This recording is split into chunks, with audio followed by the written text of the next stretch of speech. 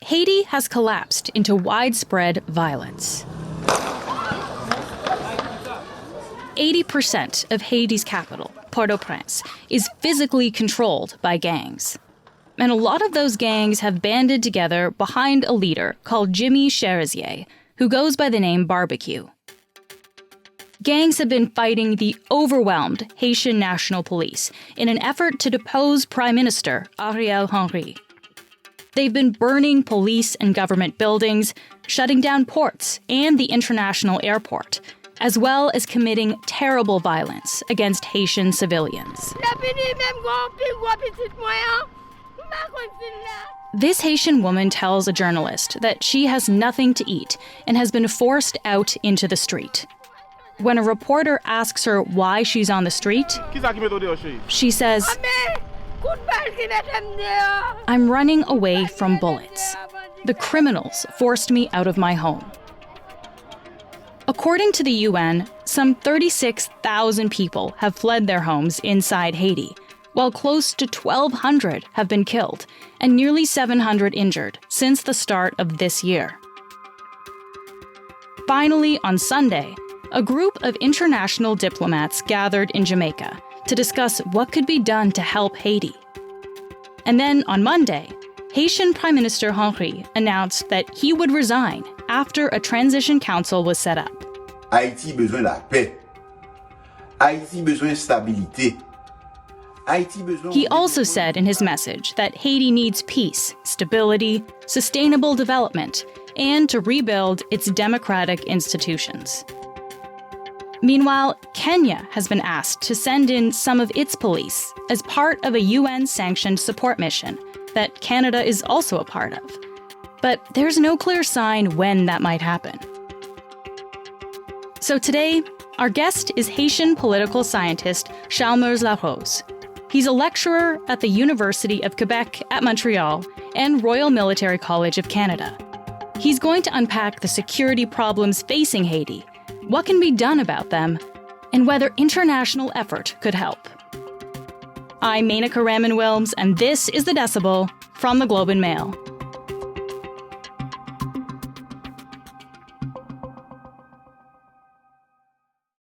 Dr. Larose, thank you so much for being here. Thank you very much. Thank you for having me.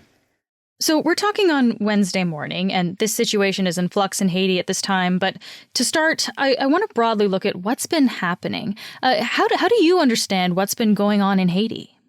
It's not easy to describe it, but I would describe it as an uprising coming from the population as a whole against the government, against the economic hardship, and also against insecurity. But at the same time, we've had the multiplication of gangs violence. They have decided to take control of the whole city and to push the government out of power. So now the situation is not under control. The regular forces are trying to retaliate. It seems that the situation is still in flux, and we don't know exactly what will be the outcome. And so why have police struggled to maintain order in this situation? You have to understand that security in Haiti is connected to the economic situation. If you cannot alleviate the economic sufferings of the population, you cannot have security. There's a connection between the sufferings of the population in terms of economic hardships and the capacity of the police to maintain order in this environment. So to do it, it has to be an authoritarian police, not a kind of cooperative police. So in order to keep order, it has to be an authoritarian force then? Given the economic situation in Haiti, you cannot police people in that manner when they are hungry and when they cannot see their life with hope. So it's very difficult. But the problem is that the police doesn't have the capacity, they don't have the resources, and they don't have the know-how to do it in a way that can appease the situation of the population. So it's a very confrontational relationship that the police maintain with the population. So in this confrontation, the police will lose. I want to talk about Haiti's army here, because in these moments of national crises, armies tend to play a role. Now, of course, it has a long history. It was initially the Haitian army that led the country's revolution against French colonizers, and that was later replaced by an American imperialist force, which was disbanded in 1994. And there is an army now, but it's only really been around since 2017. And most of the security work now in Haiti is done by police. So is it important for Haiti to have a strong army? Why would it be important? Well, to keep the nation together, not necessarily to keep the political forces together. The mission of an army is to protect first the physical environment of the territorial space. That's important. And to guarantee the sovereignty of the nation. That is not the role of a police force. The police force is a force whose mission is to maintain public order, meaning to police the citizenry, not necessarily to protect the nation. So in Haiti, we need to have that because first, we are a nation which is prone to natural catastrophes, meaning that to counter all the vulnerabilities we have, environmental vulnerabilities, security vulnerabilities, we need a force that can rise above and take control in moments of despair. For now, we don't have that. Who intervenes in such a moment? International forces, through international interventions. It justifies, in my view, the pertinence and the necessity to have a stabilizing force, which is internal, not a stabilizing force, which is external. Okay, so you're saying the Haitian army, that would be an internal stabilizing force. But I guess I have to ask you, though, don't you run the risk that the military could take permanent control of the state and become a military dictatorship? I mean, isn't that a danger there? Well, I don't know if it is a danger. It is a hypothesis. It is a probability. So let's work for that probability to never happen. That doesn't justify not to have an army. Canada has an army. They never had a coup d'etat. Why? Because they have institutions. And also they have a kind of political establishment that rejects the idea of having a coup d'etat. But wouldn't the risk be greater in Haiti than without those kind of established political institutions? But we need to fabricate it. We need to have a political culture that is aligned with the idea of keeping the power out of the reach of the army. But that doesn't necessarily mean that we should not have an army. Let's dig into this idea a little bit. If you say that Haiti needs a military, but Haiti doesn't really have currently a functioning military, and right now there is a lot of insecurity on the ground, does this mean that an international army or force of some kind has a role now to play here? Well, it depends on how you view it. Well, there's a case for an international intervention, but this case is very soft. What they propose doesn't address the situation and the reality on the ground. They propose an international police force, and they propose also an international security support mission, meaning that a mission is going to there to support the police, meaning to help them resolve the problem. That's the diplomatic language here. The legal language here is support, meaning that we are not going to be proactive. We are going to be passive and give the Haitian police the necessary means and assistance to do it. So this formula doesn't correspond to what's happening now in Haiti, because you have not only a reinforcement of the capacities of the criminal parallel forces in Haiti, but we have also the consolidation of the ambitions of those forces on the ground. They don't see themselves now as criminal or as gangs or as bandits. They see themselves as Robin Hood. The gangs, you're saying, see themselves as Robin Hood. They see themselves, and many Haitians see them as the ones who liberate them from Ariel Henry in power, who is the prime minister. The security situation in Haiti cannot be addressed through security means. It has to be addressed through political means. So we need to have a political settlement that can project fear and confidence to the population so that they can have a new institutional arrangement and also new type of relationships among themselves. So what we need is to delegitimate the gangs, not to kill them. You have to delegitimate them through political settlement. Now they want to take power because there's a vacuum of power. So you need to put in place a power which can inspire cooperation, collaboration among Haitians. We'll be back after this message.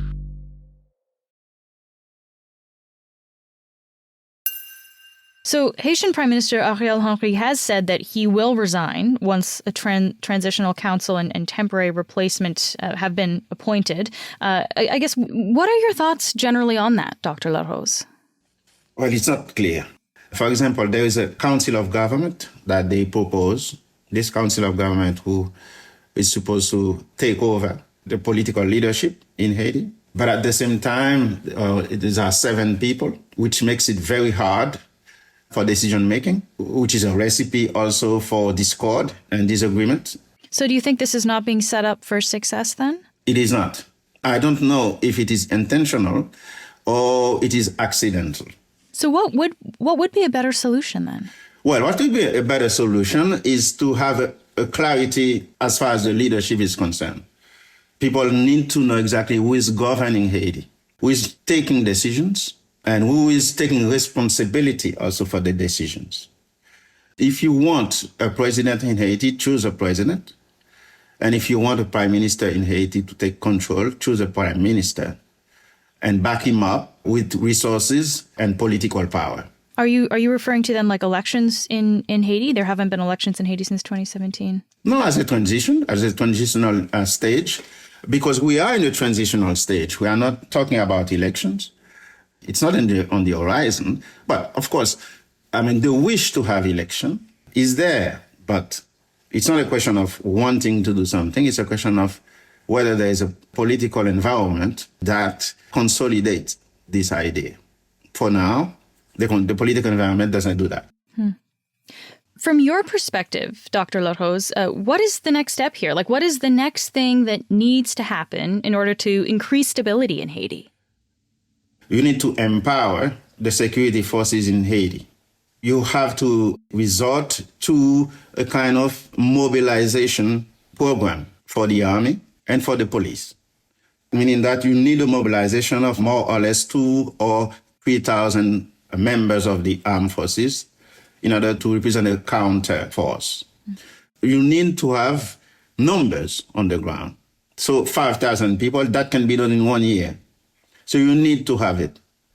Within Haiti, because what we were talking about before is international forces coming in and supporting these forces, but you seem to say that wasn't the solution. But wouldn't that give them kind of the immediate numbers that they would need? No. They are talking about 1,000 policemen coming from the international police force. But the problem with when international forces arrive, they need to get used to the physical environment of the country. That takes time. The forces that I'm talking about, it's not only to fight the criminal gangs now, they also have to fight them in the future. It is for the future of the country. It's not for only now. That's one. You need a government which is in security mode. You need a security cabinet, a kind of national security state for now, meaning that all the political and security apparatuses should gear toward reestablishing security in the country. We have not had that. All the strategies that we have had in Haiti have been to rely on the international community to take a resolution at the United Nations, and a foreign country will be very generous to give us maybe 1,000 policemen to come and resolve the problem for us. The thought process of the Haitian authorities right now should be through how we manage the situation and what are the resources of the state that we are going to put in it to do it, to buy ammunitions, to buy arms, to train soldiers, to train policemen in order to do that. This is a security problem. This is the survival of the state. And we need to take actions and initiatives that all states in the world will take when they are facing this kind of situation. Very lastly here, Dr. Larose, I mean, it sounds like you're saying that whatever comes next, it has to come from the Haitian people. And we hear a lot of international leaders, including those in Canada and the US, say that only the Haitian people can determine their futures. Now, all of us know that only the Haitian people can, only the Haitian people should determine their own future, not anyone else. What would you say to those leaders? Are they approaching this in the right way? I can observe and identify a disconnect between what the international leaders are saying that Haiti needs and what Haitians are saying that they need. I think we need the international cooperation because we are a country and we are facing very difficult moment in our life. We need international cooperation, but we don't need international servitude. We don't need international indignity. We need the cooperation of the United Nations, and we need the cooperation of countries that can help us through the technical advancements. But we don't need an international occupation. We don't need international diktat. If we need international expertise in whatever field that we don't control, we'll have to do that in a cooperative manner, with respect and also with gratitude. Because we still have to not to forget that Haiti is a country. Not only a country, but a very important one, which has contributed to the betterment of mankind in terms of spreading ideas of freedom and liberty and equality in the world. It's a very important heritage for humanity, Haiti. The Haitians know that. For now, they are I would say, they are off track in their history, but the challenge for them is to be on track with that and to propel themselves to different horizons. Dr. Larose, thank you so much for taking the time to be here today. Thank you very much for having me. That's it for today. I'm Menaka Raman-Wilms. Our intern is Manjot Singh. Our producers are Madeline White, Cheryl Sutherland, and Rachel Levy-McLaughlin. David Crosby edits the show. Adrian Chung is our senior producer, and Angela Pacenza is our executive editor. Thanks so much for listening, and I'll talk to you tomorrow.